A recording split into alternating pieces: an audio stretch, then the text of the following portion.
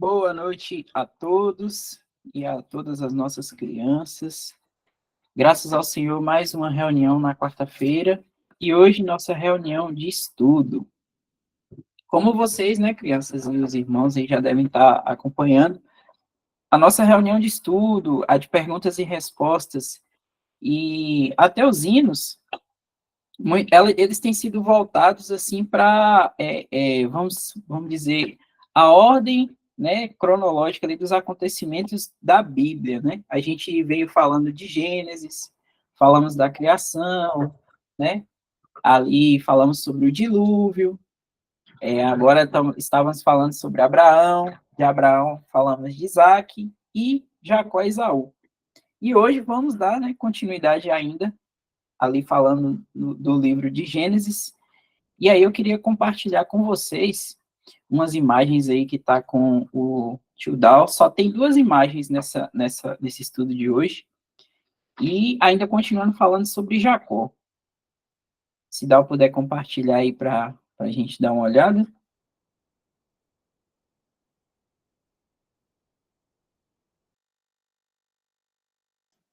Então, o tema do nosso estudo hoje é esse, né? A vontade do homem e a soberania de Deus. E assim, crianças, primeiramente, a gente tem que, né, já entender isso, que Deus, ele é soberano em todas as coisas. É sempre a vontade de Deus que prevalece, porque ele sempre vai saber o que é melhor para cada um de nós. Ele é o criador de todas as coisas. O Senhor sabe como as coisas vão terminar. Ele controla as consequências de tudo. Só que assim, o Senhor ele expressa a sua vontade, né, na palavra. Ele fala como o homem deveria andar para ir bem na terra, para estar junto dele, para estar em comunhão com ele, mas o homem muitas vezes gosta de fazer a sua vontade. E Jacó é um exemplo, porque Jacó, Deus falou com ele, como a gente viu, né, em uma reunião passada, e falou que ia fazer várias coisas, né, com ele, e abençoá-lo e tal. Só que aí Jacó, ele fala bem assim para Deus, que se Deus levasse ele em segurança, desse pão para ele e outras coisas, que Deus seria o Deus dele. Olha para você ver, ele está ali meio que impondo uma condição para que ele ande com Deus. Só que Deus já tinha expressado a sua vontade para ele. E na trajetória de Jacó, a gente acompanhando, né, lendo a palavra de Deus, a gente sempre vai vendo Jacó tentando fazer sua vontade. Lógico, ele não esquece de Deus, porém ele fica tentando fazer as coisas na sua própria força. E chega um momento da vida de Jacó que ele se encontra, né, com o Senhor. Essa imagem ela é até para ilustrar uma passagem da Bíblia, que é, se Dal puder compartilhar para a gente, Gênesis 32, versículo 22 ao 32, que ele encontra, né, com o Senhor. Ele fala bem assim na palavra. Ó. Vamos pegar aqui do versículo 22, só para poder pegar um pouquinho do contexto. Fala assim: E levantou-se naquela mesma noite e tomou as suas duas mulheres e as suas duas servas e os seus 11 filhos e passou o val de Jaboque. Tomou-os e fê-los passar o ribeiro e fez passar tudo o que tinha. Jacó, porém, ficou só e lutou com ele um varão até que a alva subia.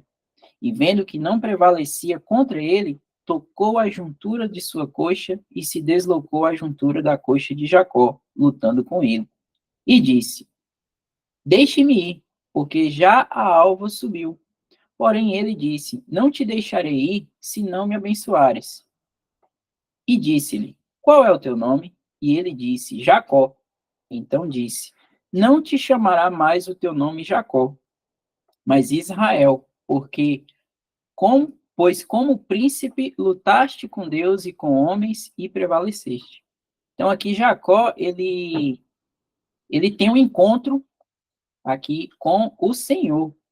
Algumas traduções aí fala que um anjo lutou com Jacó. Mas se a gente for pegar no original, a gente vai ver que a menção que se faz nessa passagem é o anjo do Senhor. Então é o próprio Senhor Jesus aí, em uma forma tangível, que apareceu para Jacó. E aí é onde a gente vê a intervenção de Deus, porque Jacó ele já tinha feito várias coisas, e aí Deus precisa tocar nele para mostrar para ele que Deus é quem está no comando das coisas. Inclusive, ele muda o nome de Jacó.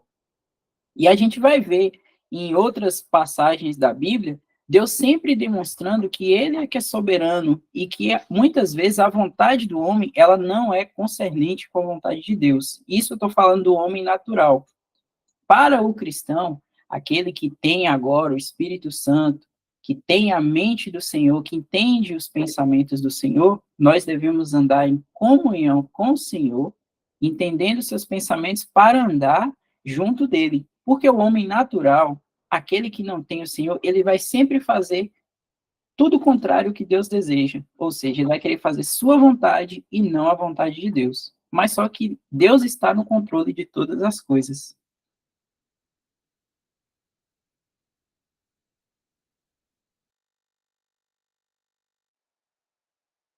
Deuteronômio 32, versículo 39 ao 40. Aí depois eu vou deixar o Elton mais dar, contribuir também um pouquinho para ajudar a gente. Esse versículo, esses dias eu até comentei com o Elton, porque ele expressa também assim um pouco do que Deus é, né? Que ele é soberano e que nada foge do controle dele. Olha só como é que ele fala. Ele fala assim, ó: Vede agora que eu o sou, e mais nenhum Deus comigo. Eu mato, eu faço viver, eu firo, eu saro, e ninguém há que escape da minha mão. Porque levantarei a minha mão aos céus e direi: Eu vivo para sempre. Olha para vocês verem. Então, não há ninguém como Deus. Ele é superior a qualquer coisa, qualquer pessoa que se ache alguma coisa. Deus, ele é o criador de tudo. E ele é soberano. E por Deus ser soberano, Deus elegeu cada um de nós que crê no Senhor Jesus para ser salvo. Lá, quando o Senhor Jesus estava com ele, antes da fundação do mundo, Deus ele já tinha feito esse plano. Porque o homem, crianças, natural, nenhum vai a Deus. E porque nenhum vai a Deus, Deus decidiu que ele queria salvar alguns.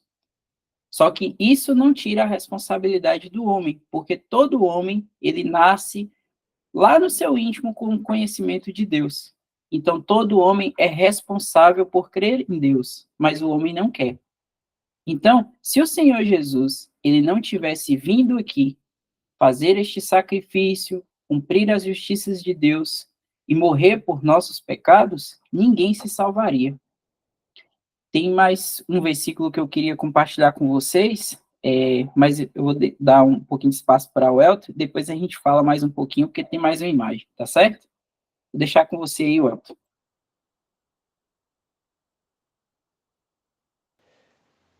Não, eu só queria falar, Eric, sobre um versículo lá de Osés que fala de Jacó aí, que você falou de umas versões da Bíblia, que traz Sim, o anjo.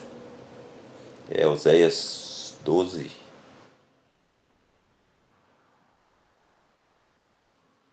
Oséias 12, versículos 3 e 4. Então, só pra gente ver como é que tá aí. 3. No ventre pegou no calcanhar de seu irmão, falando de Jacó aí, né? No ventre pegou do calcanhar de seu irmão, e pela sua força como um príncipe se houve com Deus. Como um príncipe lutou com um anjo e prevaleceu. Abre para nós esse versículo, por favor. Eu vi aqui.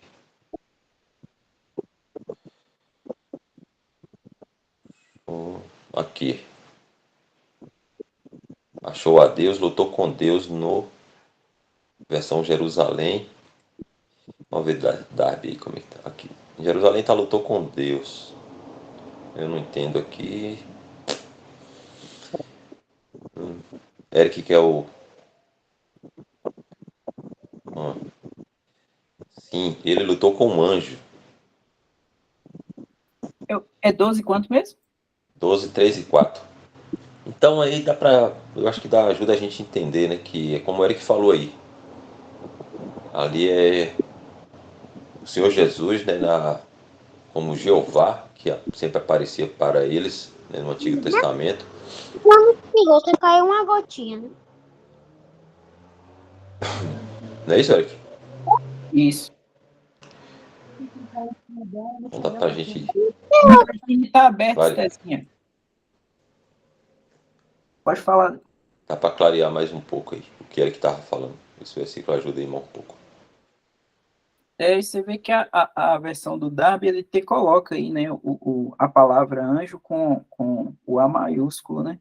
E toda vez que a gente vê o artigo o antes da palavra anjo, está se referindo ao Senhor Jesus, né, na sua aparição, que ele se revelava a Israel. E quando é um mensageiro de Deus, fala um anjo, né? E até pelos os próprios contextos, né, do que a gente vai vendo escrito na palavra, a gente vê que a narrativa desse o anjo que fala, ele muitas vezes ele recebe adoração. Tem uma passagem que, se eu não me engano, Gideão também vê ele e pergunta se ele é o Senhor e ele fala que é, entendeu? Então, o próprio contexto, né, que a gente tem que também prestar atenção, a gente percebe que se fosse um anjo do Senhor, um anjo mesmo, mensageiro, ele não se comportaria dessa forma, ele não falaria daquela forma, né, não aceitaria adoração e não teria a forma diferente de falar. Aí, como algumas versões acaba que dá uma confundida, né, mas é sempre bom a gente estar olhando para poder entender. E outra coisa que eu estava pensando quando o Eric estava falando é que o incrédulo ele sempre vai querer fazer a própria vontade, né? Ele está morto em seus delitos e pecados, não tem nenhuma, não tem vida, né? Não tem nenhum pensamento sobre o verdadeiro sobre Deus, nenhum conhecimento, né, da vontade de Deus, então ele sempre vai fazer a vontade da carne e dos pensamentos. Mas nós também, ainda que salvos, habitados pelo Espírito Santo, crentes no Senhor Jesus Cristo, a gente pode muitas vezes querer fazer a nossa própria vontade, né? Se não, a gente não julgar se é a nossa ou se é a vontade de Deus que está querendo ali, a gente está querendo fazer, né? Então, a gente, como é que falou, a gente tem a nossa própria vontade, só que a gente aí vai precisar de um exercício, né? Exercício, a gente sabe que exercício é repetição, né? A pessoa vai lá para academia para ficar fortão como o Eric aí, ó, ele vai lá e faz lá 250 levantamentos lá de alguma coisa lá para ficar repetir e ficar forte. Então a gente tem que também estar o tempo todo repetindo, procurando repetir o que é certo. A gente vai errar, volta de novo, repete o que é certo. Se errar, volta de novo, repete o que é certo. Assim até o fim. Para a gente ir nesse exercício de fazer a vontade de Deus, né? Colocar a nossa vontade sujeita à vontade de Deus. Porque existe, lá em Romanos 12, né? Para poder abrir aí, como ele falou, Deus, ele sabe todas as coisas, é o Criador, é onisciente, é amoroso, é misericordioso, é bondoso, cuidadoso, é tudo isso, e ele é 12:2 aí, ó.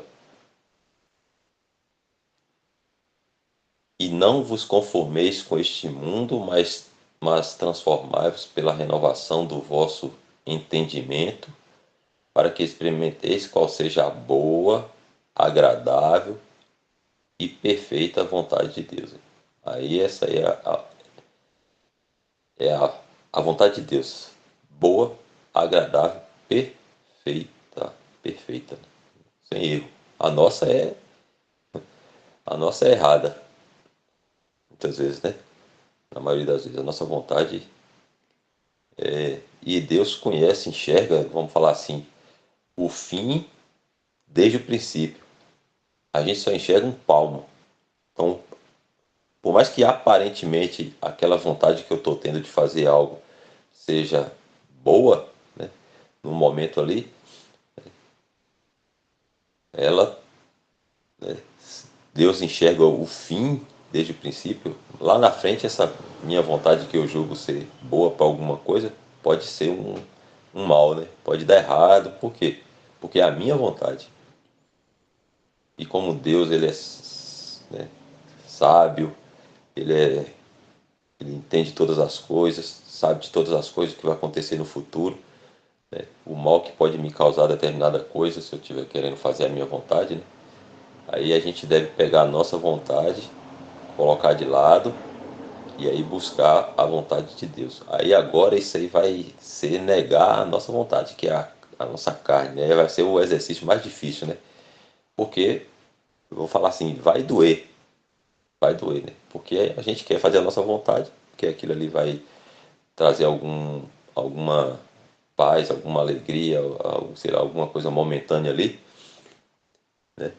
Mas aí a gente tem que pegar aquela vontade, assim, aborrecer ela, que a gente não gosta de fazer isso, né? Aborrecer ela e procurar a vontade de Deus. Esse é um exercício. Todos nós vamos ter que ficar repetindo isso aí, ó, várias, várias, várias vezes, assim. E também orando para saber a vontade de Deus, né? Porque às vezes pode pintar um quadro muito bonito na nossa frente daquilo que a gente está desejando, né? A gente floreia as coisas. A gente é assim, a gente floreia, tudo vai dar certo, tudo está certo, já pensei, já calculei, vai estar tudo certo. É a vontade de Deus isso aqui. É de Deus, a gente faz tudo, né? Nosso pensamento. Mas aí muitas vezes não é, né? Então é um trabalho que a gente tem aí, um exercício, né? A gente tem de estar buscando o Senhor aí para ir com paciência e para saber qual é a vontade dele, sabendo, confiando que a palavra fala e aí a gente deve descansar nisso, que a vontade dele é boa, agradável e perfeita.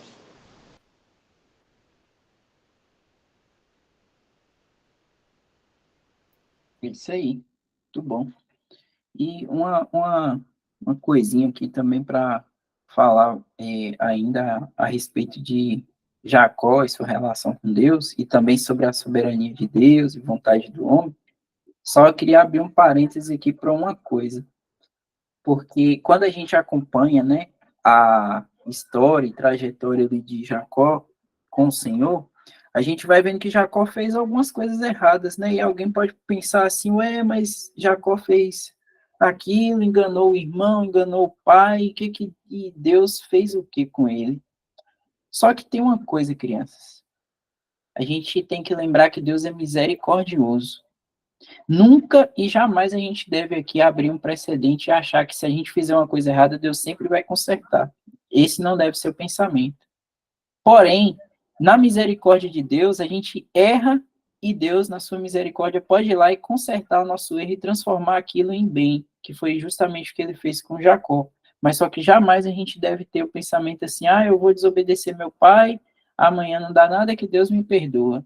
A gente não pode ter esse pensamento, sabe? Mas nós devemos pensar em sempre estar fazendo aquilo que Deus deseja, como o Elton leu ali no versículo, fazer a vontade de Deus, porque a vontade de Deus é sempre perfeita. E se a gente olhar para o Senhor Jesus e buscar andar com Ele, não vai dar errado, porque Ele é o exemplo, Ele, vamos dizer assim, é o gabarito que nós devemos seguir. Você consegue voltar no versículo que o Elton mostrou lá, de Romanos 12? Eu me lembrei de uma coisa aqui. Quem aqui já foi na praia e brincou de castelinho de areia? Algum de vocês já foi? O João Miguel foi. Eu já, irmão. Zezinho. Irmão, mais um detalhe. Fez o quê, João? Irmão, mais um detalhe. E também que eu tava tentando, só que eu não consegui. Ah, Miqueias também já foi?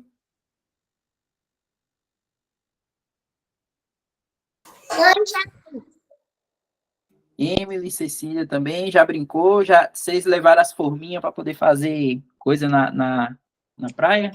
E muito. Legal. E você, Estezinha, você também foi? Eu também fui, mas não deu muito certo, não. Pois é. Então, por que eu tô tocando nesse assunto, crianças? Quando a gente vai na praia, a gente pega a areia, a gente leva a forminha, né? No formato de uma estrela, de um cachorrinho, de um coração. Aí você bota a terra, né? Bota ali, você tira a forma, e aí aquela areia, ela toma a forma daquela forminha, certo? Então, esse versículo aqui da palavra de Deus, ele está falando assim, ó, não vos conformeis com este mundo.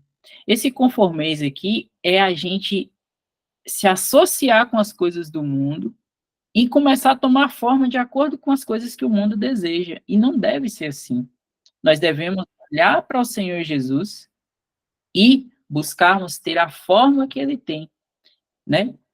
Olhar para ele, lembrar da sua vontade, do seu amor, do seu sacrifício, que ele foi capaz de fazer por nós.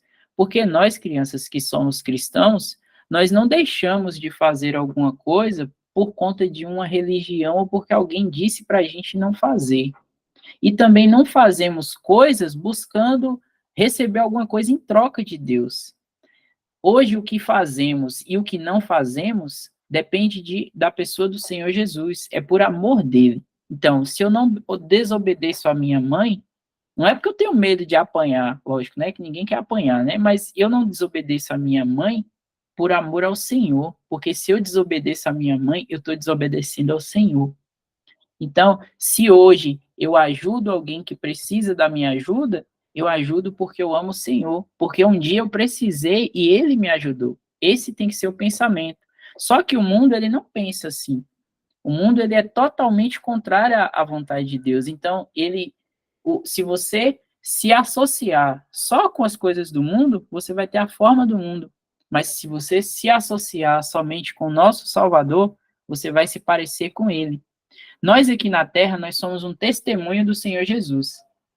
Então, se nós andamos com Ele, buscamos fazer aquilo que Ele fez, aquilo que Ele faria, pensar como Ele pensa, né? Dar uma resposta pensando assim, como é que o Senhor Jesus responderia? O Senhor Jesus faria isso? O Senhor Jesus estaria aqui nesse lugar? E quando a gente toma isso para a nossa vida, e esse é o nosso andar, as pessoas olham e falam, poxa, por que ele anda assim? Nossa, ele é cristão, ele faz isso por causa do Senhor. Então, as pessoas vão enxergar o Senhor Jesus na gente, entendeu? Então, eu lembrei dessa ilustração, que foi até um irmão que me explicou isso, Piscinato, não sei se tu tava no dia, o Piscinato falou sobre esse exemplo da forminha na praia, e aí eu lembrei do versículo quando você falou aí que para poder ajudar também para as crianças entenderem essa parte, né, que a gente deve ter o exemplo do Senhor e não do mundo.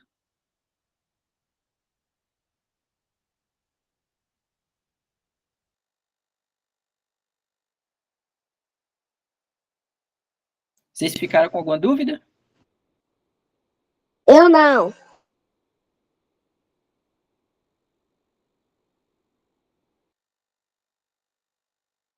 Pode falar, Uel, acho que tu ia falar? Não, eu vou falar, dá o que ajuda aí. Ou ver outra imagem também. Fique à vontade, Dó. Fala rapidinho. Eu vou botar só um versículo aqui, já que a gente está falando da soberania de Deus. Deus é soberano, a gente fala assim, Deus é soberano porque a gente sabe que não tem ninguém, não existe nada mais poderoso do que Deus. Deus é o mais poderoso de todos os seres. Ele foi o primeiro e ele que criou todos os outros seres, as outras coisas que existem. e ele também é o mais poderoso. Vou colocar um versículo aqui, alguns versículos, para a gente ver, e vou dar só um exemplo também da soberania, do poder de Deus. Olha aqui, o Senhor Jesus falando. 27, João, Evangelho de João, capítulo 10, no versículo 27. As minhas ovelhas ouvem a minha voz, e eu conheço-as, e elas me seguem, e dou-lhes a vida eterna. Agora o poder de Deus aqui e nunca hão de perecer, e ninguém as arrebatará da minha mão. Olha, mais soberania aqui, meu Pai, que me deu, é maior do que todos, e ninguém pode arrebatá-las da mão de meu Pai. Então, nós que somos ovelhas do Senhor Jesus, a gente nunca vai se perder dele, porque o Senhor Jesus e o Pai, eles são poderosos, é Deus, e não tem ninguém maior do que eles. E agora eu vou deixar mais um exemplo só. O poder de Deus. O livro de Apocalipse já está escrito. E tudo aquilo que está escrito ali no livro de Apocalipse, que vai acontecer no futuro, vocês sabem o que é que vai acontecer? Alguém sabe? Vai acontecer tudo que está escrito e ninguém pode fazer nada para mudar o que está escrito, porque Deus é soberano. Então é por isso que a gente diz que Deus é todo-poderoso. Deus escreveu um livro chamado Apocalipse de tudo que vai acontecer e tudo vai acontecer do jeito que ele falou. Olha que poder. Pode continuar, irmão.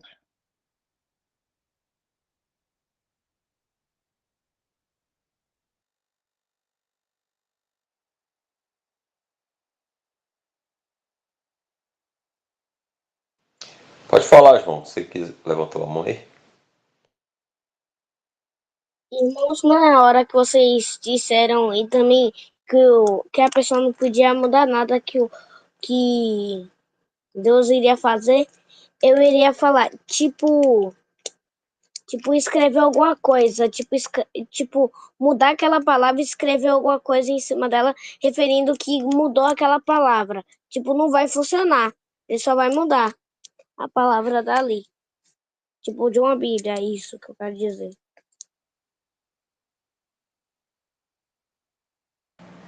É isso, João Miguel. Mesmo se alguém pegar a Bíblia e mudar as coisas que estão escritas ali na Bíblia e começar a vender um bocado de Bíblia, assim, tudo diferente do que está escrito, não adianta nada. Sabe o que é que vai acontecer com essa pessoa que fez aquilo? Ela vai ter que dar conta a Deus. Deus vai ter que cobrar ela porque ela fez aquilo e tudo que Deus falou vai acontecer. Ninguém pode mudar nada do que Deus fala.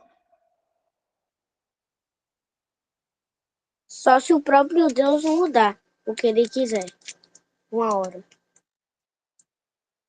E isso só se ele quiser mudar.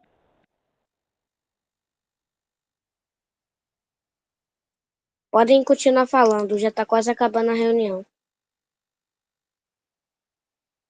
Nosso João aí que tá de olho no horário, né, João? Então vamos para a próxima imagem, para a gente continuar aqui nesse assunto da soberania de Deus, né? A vontade do homem. Vocês conhecem o apóstolo Paulo, né? O apóstolo Paulo foi aquele que recebeu do Senhor a revelação da igreja. O apóstolo Paulo, ele teve, assim, o privilégio, né? Ele viu o Senhor glorificado ali quando ele estava indo para Damasco. O Senhor falou com ele, chamou a atenção dele. E tem um versículo que eu queria compartilhar com vocês, que está em 2 Coríntios 12, do versículo 1, né? Deixa eu ver. Do versículo 1, vamos ler do versículo 1. que Paulo, ele teve revelações assim do Senhor, e aí aconteceu uma coisa com ele. Vou ler aqui para vocês, ó. Em verdade que não convém gloriar-me, mas passarei as visões e revelações do Senhor.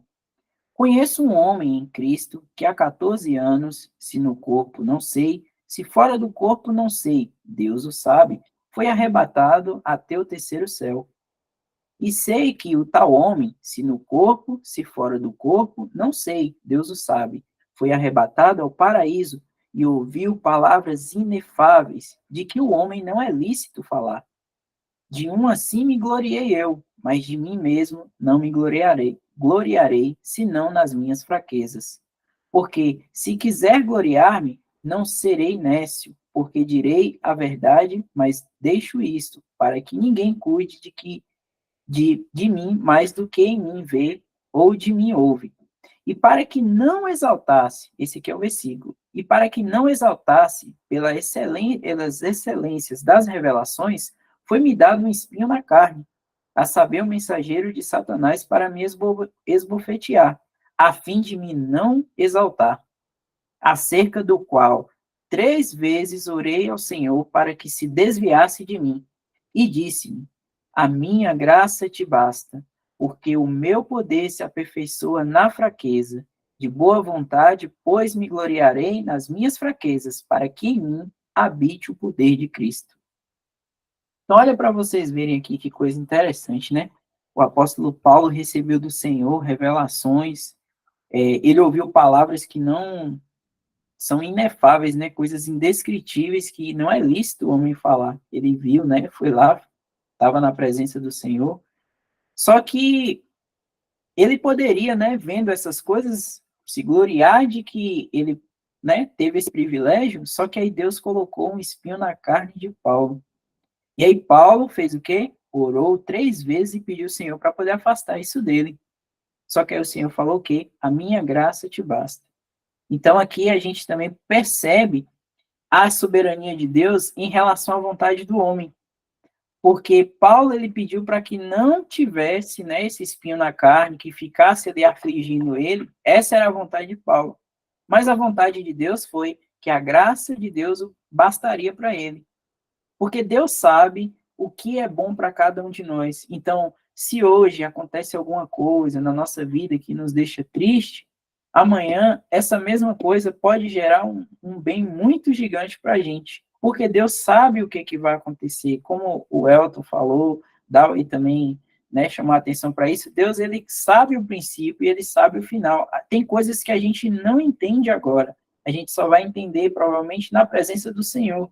Tem coisas que a gente agora fica triste, não gosta do que o pai, mas a mãe da gente fala, ou de alguma situação, mas o Senhor está vendo tudo, Ele conhece todas as coisas. Às vezes a gente está para tropeçar em um lugar e Deus tira a pedra, ou às vezes Deus deixa a gente tropeçar naquela pedra e na frente Ele vai e nos levanta. Então Deus sabe de todas as coisas.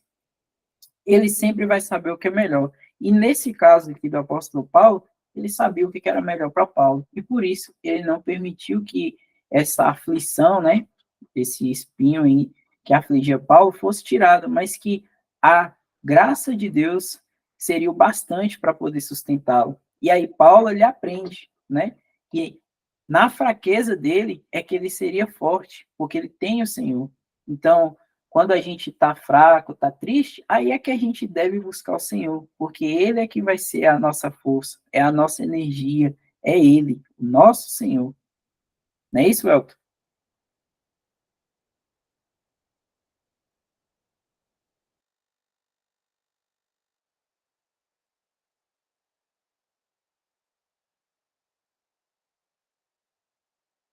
E aí, crianças, vocês têm alguma dúvida? Quer fazer alguma pergunta sobre esse assunto? Pode ficar à vontade.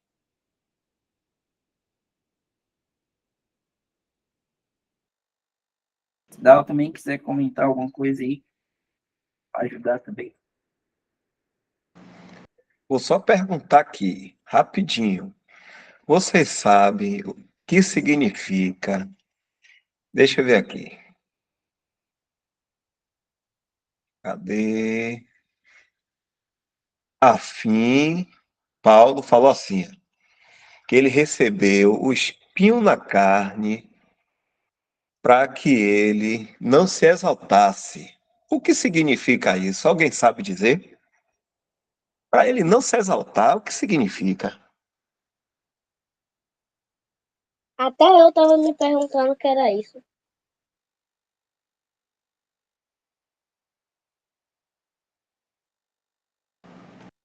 Será que os outros, como disse o Elton, dinossauros, sabem?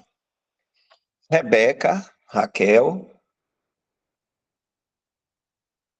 para que Paulo não se exaltasse. Como seria isso? Ele se exaltar só porque Deus revelou as coisas assim para ele? O Senhor Jesus revelou? O que seria isso? Esperar mais um pouquinho. Rebeca disse que seria se exibir. Enzo levantou a mão e pode falar, Enzo. Seria, no caso, se exibir, se mostrar para outras pessoas ou se gabar de alguma coisa que aconteceu com ele. É justamente isso. Nas coisas de Deus, a gente não tem que se achar o melhorzão, o bonzão, o mais bonitão. Por quê?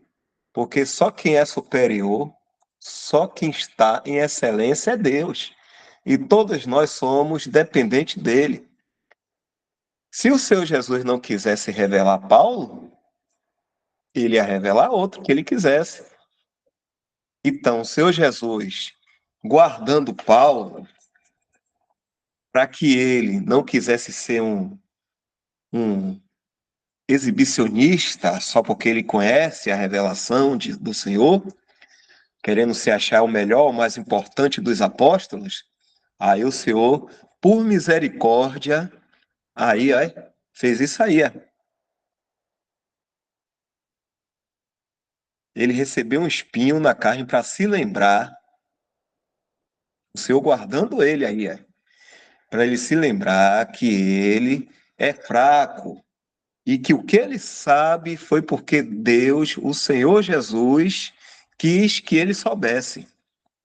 Porque senão ele ia querer ser o melhor dos apóstolos.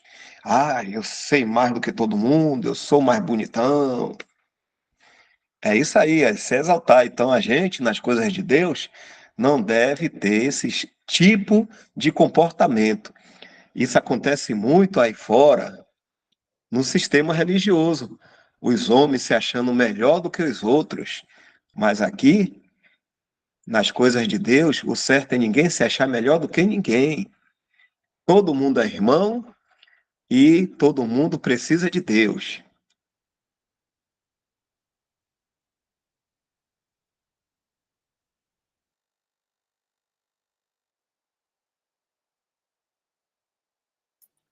É isso aí. Muito bem, tio Dal. Então, crianças, eu acho que é isso aí que a gente queria comentar com vocês, né? A gente entender, né? Que a vontade do Senhor sempre é aquela que vai prevalecer. E a nossa vontade, ela tem que estar em conexão com a vontade do Senhor. Sempre quando a gente for pensar em fazer alguma coisa, é sempre bom a gente consultar o Senhor, perguntar, julgar se é aquilo que estamos tentando fazer, se o Senhor faria, se o Senhor gostaria que eu fizesse aquilo, se aquilo ali está sendo bem visto aos olhos do Senhor. E se vocês fizerem essas perguntas e alguma dessas perguntas tiver um não, por exemplo, se eu for em tal lugar, o Senhor estaria ali, e aí no seu julgamento ali com o Senhor você fala não, o Senhor não estaria ali, não vá. Você se pensar, será que eu devo falar isso? E aí você pensar, mas o Senhor não falaria? Não fale. Sempre é bom consultar o Senhor, orar, pedir orientação ao Senhor. Sempre assim.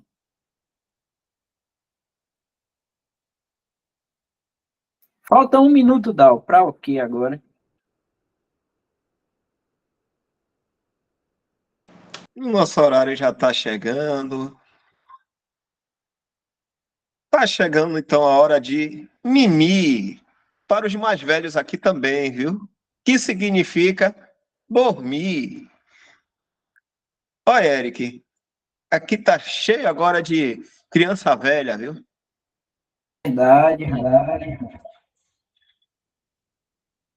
Umas crianças com uns vozeirão aí que eu não tô nem sabendo se é mais criança. Era pequenininho quando eu comecei aqui, ó, falar com os irmãos e com as crianças. Agora tá tudo um vozeirão. Enzo já tá engrossando a voz. Cauã já tá com uma voz de homão. E nós estamos envelhecendo, viu, Elton? Sua barba só crescendo. E Dal tá ficando jovem.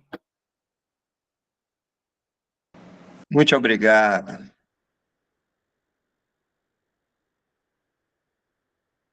Ai, ai. Pelo menos você reconhece. Tem que reconhecer, né?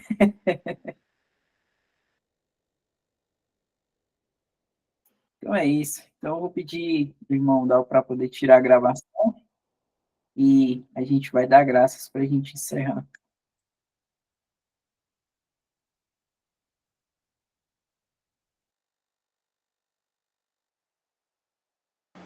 A Adriana está dizendo aqui, aí, que logo, logo vamos estar com o Senhor e todo mundo com aparência jovem. É verdade, né? Isso mesmo. A palavra de Deus fala que a gente vai ser semelhante, né, físico e moralmente igual ao Senhor. Então, o Senhor, quando ele ressuscitou, quando o Senhor ele morreu por nós, ele tinha ali a idade de uns 33 anos, mais ou menos, e ressuscitou, né, num corpo glorificado com essa aparência. E nós também vamos ter uma aparência jovem. Então, se, por exemplo, o Senhor voltasse hoje, seria tão bom, né, a gente estar na presença do Senhor. Eu ia ver João Miguel grande, eu nem ia ver João Miguel pequeno. Ia ver o Elton, jovem também. A barba de o Elton agora não ia estar mais branca, ia estar preta. Legal, Super né, jovem. O Elton já está super jovem. Deixar essa bengalinha que ele fica aí andando de lado, andar normal. Só alegria.